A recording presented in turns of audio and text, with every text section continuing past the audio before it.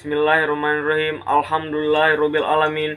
Hamdan yuafi ni'mahu wa yukallihu wa zida. Rabbana lakal hamdu karna yabghi ijali wa jikal likarmi wadzimi sultani. Alhamdulillahirabbil alamin. Doa dan puji syukur kita panjatkan kehadirat Allah Subhanahu wa taala karena pada pagi hari ini saya mempresentasikan tugas saya masih dapat diberikan kesehatan dan nikmat, berjuta-juta nikmat dari Allah Subhanahu wa taala. Serta salawat serta salam kita panjatkan kehadirat Nabi besar kita, Nabi Muhammad SAW, yang dapat mengantarkan kita dari zaman jahiliyah sampai zaman penuh dengan perkembangan teknologi sampai detik ini. Oke, untuk mempersingkat waktu, di sini saya akan memperkenalkan diri saya terlebih dahulu. Assalamualaikum warahmatullahi wabarakatuh. Nama saya Wingky Permanagani dengan NIM P3B1222077, Fakultas Program Pendidikan Vokasi Universitas Halu Oleo angkatan 2022. Di sini saya akan mempresentasikan final pendidikan agama. Langsung saja, untuk mempersingkat waktu, saya akan langsung menuju ke materinya. Oke, langsung saja di sini saya akan mempresentasikan beberapa titik pokok pembahasan. Yang pertama saya akan mempresentasikan mengenai akidah Islamiyah. Mungkin dari teman-teman di rumah ada yang belum mengetahui apa itu akidah.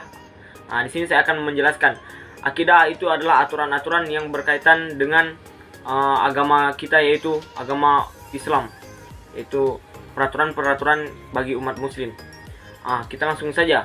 Di sini dalam akidah Islamiyah, kita jelaskan dulu mengenai sebelum kita dilahirkan di dunia.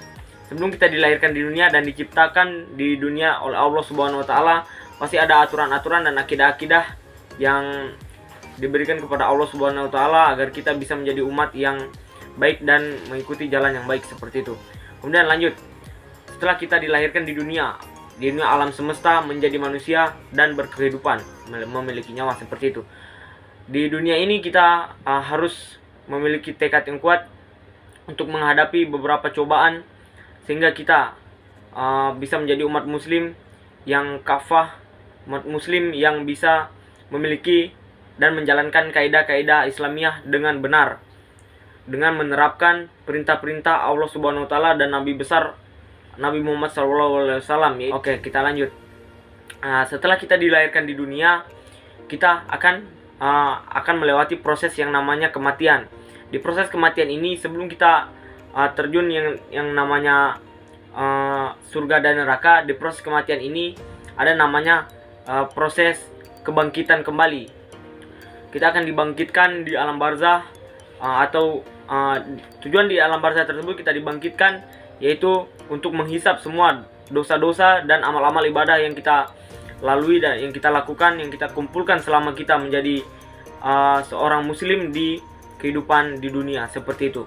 Setelah melewati proses-proses tersebut, kita terjun ke akhirat, yang namanya akhirat. Sebelum kita ke akhirat tersebut, kita harus memilih disuling dulu dosa dan amal ibadah kita selama di dunia, baru kita dapat memilih dua aspek yang paling penting, yaitu surga dan neraka. Baik, kita lanjut ke poin kedua, yaitu kehidupan manusia. Pada kehidupan manusia ini juga sangat penting kita harus tahu sebagai umat muslim yang menjalankan kemuslimannya dengan baik dan benar seperti itu. Di sini saya akan menjelaskan yang poin pertama, itu al-khaliq. Al-khaliq di sini yang artinya dulu. Dari mana? Pertanyaannya itu yang pertama adalah dari mana? Dari mana kamu berasal? Dari mana kamu bisa diciptakan? Di sini saya akan menjelaskan.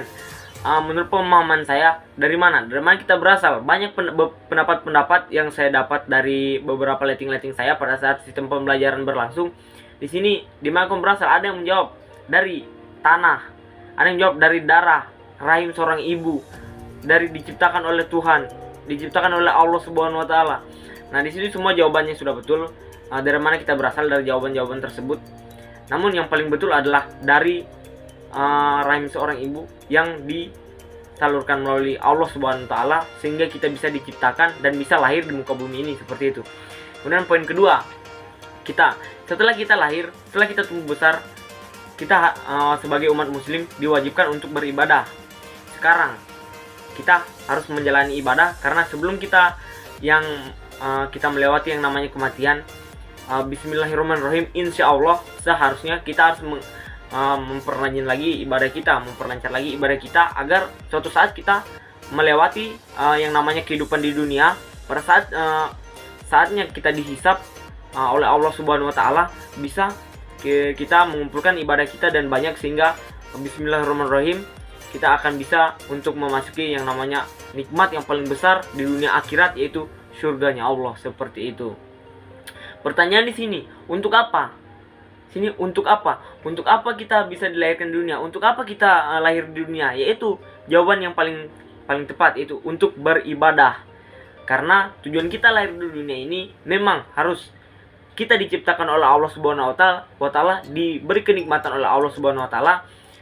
Cara kita membalasnya yaitu beribadah, menerapkan semua perintah-perintah Allah Subhanahu wa taala dan menjalani mengikuti suri teladan kita, yaitu Nabi Muhammad SAW, anak kesayangannya Allah. Kita harus mengikuti untuk bisa menjadi seperti beliau, seperti itu. Jadi pertanyaannya, jika kita ditanyakan untuk apa kita lahir di muka bumi ini, untuk apa kita di dunia ini, yaitu pertanyaan pertama itu ibadah, seperti itu. Lanjut di poin ketiga, yaitu kelak. Bagaimana kamu kelak? Akan kemana kamu kelak? Bagaimana kamu kelak setelah melewati yang namanya sistem kematian, melewati yang namanya alam kematian. Di sini sudah pasti tujuan utama kita, yaitu surganya Allah Subhanahu wa taala. Tapi ada juga, jika kamu sebelumnya pada saat kamu masih di dunia, kamu ibadahmu kurang, banyak dosa-dosa yang kamu kumpulkan, maka kamu akan memasuki salah satu yang paling tidak enak dan paling sengsaranya di alam kematian, yaitu neraka jahanam. Seperti itu. Jika ditanyakan untuk kedepannya, akan kemanakah kamu, mau kemanakah kamu kedepannya setelah kamu mati? Pertanyaan tersebut kamu balikan faktanya ke belakang. Kamu pikirkan berapa ibadah, seberapa banyak ibadahmu, apakah bisa seimbang dengan dosamu, apakah lebih tinggi dosamu, apakah lebih tinggi ibadahmu. Semoga ini bisa menginspirasi teman-teman untuk lebih merajin-rajin untuk beribadah, meningkatkan ibadahnya teman-teman, agar kedepannya bisa menikmati yang namanya surganya Allah. Bismillahirrahmanirrahim. Amin ya robbal alamin. Kita bisa menikmati surganya Allah dengan memperbanyak ibadahnya kita, menjalankan semua kaidah dan syarat-syarat untuk kita bisa memasuki surganya Allah. Seperti itu.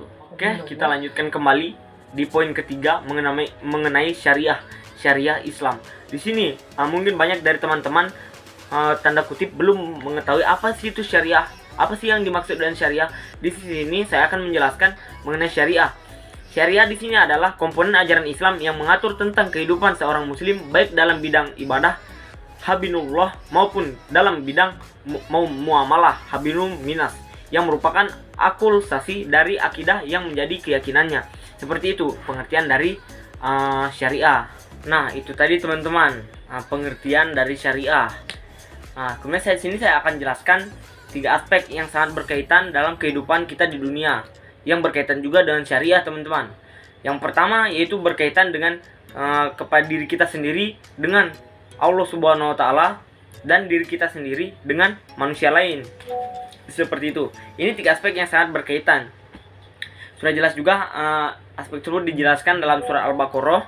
Itu 3 tadi adalah cukupan syariah Islam yang saya jelaskan tadi, yaitu diri kita sendiri manusia dengan Allah Subhanahu wa taala, diri kita sendiri manusia dengan manusia lain. Itu yang dimaksud dan cukupan syariah Islam. Kemudian kita lanjut ke selanjutnya, yaitu syariah Islam. Di sini ada beberapa keterkaitan yang tidak bisa dilepaskan dari dalam syariah. Yang pertama yaitu terikat. Syariah ini bersifat terikat. Kemudian kedua, tidak membuat sendiri. Syariah ini bukan dibuat-buat sendiri, melainkan ini sudah ketentuan dari Allah Subhanahu wa taala dan ketentuan dari kepercayaan kita sendiri, yaitu agama kita, agama Islam. Seperti itu. Kemudian yang ketiga yaitu bernilai ibadah. Syariah ini bernilai ibadah karena apa? Karena syariah ini berkaitan erat dengan kemusliman kita. Jika kita menjalankan syariah ini dengan benar, ketika kita menjalankan syariah ini dengan sungguh-sungguh, kita akan mendapatkan ibadah yang diberikan oleh Allah Subhanahu wa taala. Seperti itu. Di sini keterkaitannya kita dengan diri sendiri. diri sendiri kita dalam syariah ada beberapa peraturan yang harus kita ketahui mengenai hal-hal dan aspek-aspek yang penting dalam diri sendiri mengenai syariah. Yang pertama yaitu pakaian. Kita tidak boleh menentang apa syariah dalam bidang pakaian tersebut. Contohnya seperti ikhwat, yaitu menggunakan jilbab dan menutup auratnya seperti itu. Itu sudah ketentuan dan syariah yang dapat diberikan oleh syariah tersebut. Menggunakan jilbab dan menutup aurat itu adalah suatu ketentuan yang mutlak dan tidak bisa dibantah, karena itu sudah ketentuan seperti itu. Yang kedua yaitu makanan dan minuman. Sudah jelas mungkin kita sebagai umat muslim tahu yang mana makanan dan minuman yang salah, yang mana makanan haram dan bisa dikonsumsi, dan lain-lain hal sebagainya seperti itu. Kemudian akhlak. Dalam syariah Islam untuk diri kita sendiri, akhlak itu sangat penting. Akhlak itu nomor satu. Akhlak itu bisa merubah kepribadian kita tercermin kepada orang lain. Ketika akhlak kita bagus, maka perlihatan orang kepada kita itu juga bisa mengklasifikasikan, menyimpulkan bahwa kita itu adalah orang yang bisa memiliki kaidah Islam dan muslimin yang baik untuk kedepannya seperti itu. Akhlak itu sangat penting teman-teman. Akhlak itu nomor satu, dan jangan kita menyepelekan yang namanya akhlak, atau bahasa kekiniannya saat ini yaitu attitude. Seperti itu teman-teman. Kemudian keterkaitan diri kita sendiri manusia dengan Allah Subhanahu wa taala, yaitu cuma satu, yaitu teman-teman, yaitu ibadah muko, yaitu ibadah mahdoh. Ibadah itu sangat wajib teman-teman, karena dalam kita di dunia, keterkaitan kita dengan Allah Subhanahu wa taala yaitu ibadah yang dapat mengantarkan kita pada saat kita mengalami fase kematian. Ibadah itu akan dihisap dan dosa itu juga akan dihisap. Maka perbandingan ibadah dengan dosa kita itu harus lebih tinggi ibadah kita. Walaupun memang kita adalah manusia biasa yang tak luput dari kesalahan, yang tak luput dari dosa, tapi kita usahakan teman-teman, ibadah kita harus tinggi, ibadah kita harus melampaui yang namanya dosa agar kita bisa menikmati surganya Allah Subhanahu wa taala. Begitu teman-teman. Kemudian di sini saya akan menjelaskan mengenai keterkaitan diri kita sendiri manusia dengan orang lain, dengan manusia lain. Yang pertama, ekonomi.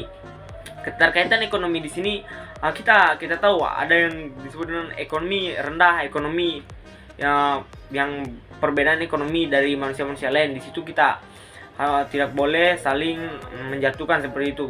Misalkan si ini dia mempunyai ekonomi rendah, si ini mempunyai ekonomi yang berkecukupan. Kita harus mensamaratakan, karena menghargai setiap manusia, menghargai setiap orang lain itu sangat penting teman-teman. Kemudian yang kedua, politik. Banyak sekali hal-hal politik yang kita pernah lihat, mungkin disaksikan di tayangan televisi ataupun media-media elektronik lainnya mengenai politik ini. Banyak orang bertengkar, banyak orang memiliki masalah tentang politik, banyak orang memiliki kecenderungan kepada politik. Lebih baik itu kita cerna saja, yang kita ambil saja yang mana baiknya dalam kepolitikan tersebut. Jangan kita memperkaitkan kepolitikan tersebut kepada ibadah kita. Kita menguruskan soal politik sampai meninggalkan ibadah kita. Kita menguruskan soal politik dan meninggalkan apa syariat-syariat dan ketentuan-ketentuan yang diberikan oleh Allah Subhanahu wa taala seperti itu. Kemudian hukum. Di sini keterkaitan kita dengan orang lain, keterkaitan kita dengan manusia lain itu bisa menimbulkan yang namanya hukum. Begitu teman-teman. Karena jangankan hal-hal yang besar, hal-hal yang sepele seperti contohnya mencuri. Di situ teman-teman, jika kita keterkaitan kita dengan manusia orang lain, memiliki masalah dengan orang lain, keterkaitan kita dengan hukum ini sudah sangat jelas dan dekat teman-teman, seperti itu. Contohnya misalnya kita mencuri suatu barang, sudah pasti, karena di Indonesia, khususnya di Indonesia negara kita yang tercinta ini, memiliki beberapa peraturan yang tidak boleh dilanggar, bahkan sekecil apapun. Walaupun kau mencuri sebutir beras pun, yang namanya mencuri, yang namanya kesalahan, yang namanya berdosa, itu harus harus dihukum dan memiliki konsekuensi tersendiri seperti itu teman-teman. Begitu teman-teman. Jadi hilangkanlah masalah-masalahnya kalian dengan orang lain, perbanyak ibadahnya kalian, perbanyak berbuat baiknya kita kepada Allah dan kepada orang lain, karena itu keterkaitannya sangat erat dengan yang namanya syariah muslim, syariah Islam yang patut kita teladani, yang patut kita jalani secara maksimal, karena itu adalah ketentuan dari Allah Subhanahu wa taala untuk menjadi umat muslim yang sejahtera, umat muslim yang bisa dikategorikan masuk dalam syarat-syarat untuk memasuki surganya Allah Subhanahu wa taala. Seperti itu teman-teman. Oke, kawan-kawanku, teman-temanku, begitulah presentasi dari saya. Jika ada salah-salah kata mohon dimaafkan. Itu untuk menurut pengertian saya saja, menurut opini saya saja. Jika ada penjelasan pemaparan materi mengenai presentasi saya yang salah dalam ucapan maupun tingkah laku pada saat video ini berlangsung, mohon dimaafkan. Saya adalah manusia biasa, saya adalah manusia yang tidak luput dari yang namanya kesalahan, karena saya ini bukan orang yang sempurna juga, karena segala kebenaran, segala kesempurnaan hanya milik Allah Subhanahu wa taala. Jadi cukup itu saja mungkin presentasi dari saya. Saya Wingky Permanagani dengan NIM P3B1220077 jurusan D3 Arsitektur angkatan 2022. Pamit undur diri dari presentasi kami. Sekian dan terima kasih. Wabillahi taufiq wal hidayah. Assalamualaikum warahmatullahi wabarakatuh.